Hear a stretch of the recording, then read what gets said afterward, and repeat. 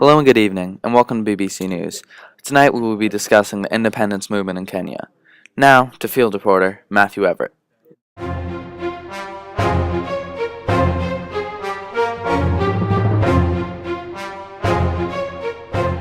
Kenya has been inhabited for about 4 million years.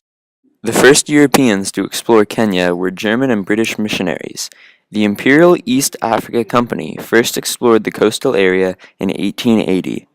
Britain continued to take over and take more and more land until 1920, when the Proctorate was united with the Proctorate of Zanzibar. It was then renamed Kenya and made a crown colony. Not much occurred until 1926, when some territories from Uganda were added. Kenya became a prosperous country. After World War II, African bitterness became increased due to an influx of European settlers.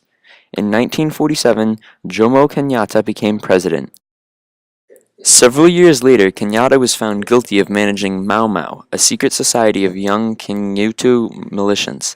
He was sentenced to life imprisonment in 1953. Britain began to acknowledge the African desire for a self-governing Kenya.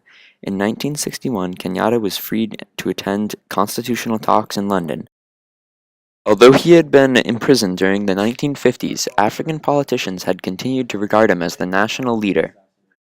In December of 1964, Kenya became a republic with Kenyatta as president.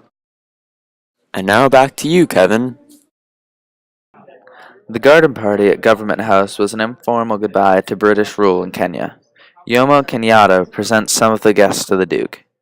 The rule of 68 years was closing, in which a wilderness became a thriving country. At Nairobi, the Duke and Mr. Kenyatta received the freedom of the city.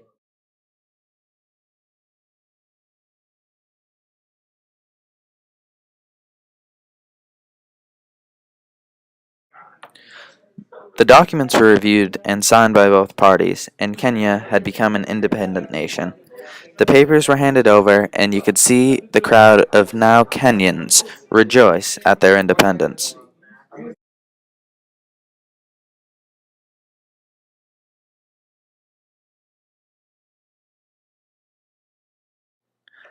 That night at midnight, after the celebration, the Kenyan flag was raised for the first time.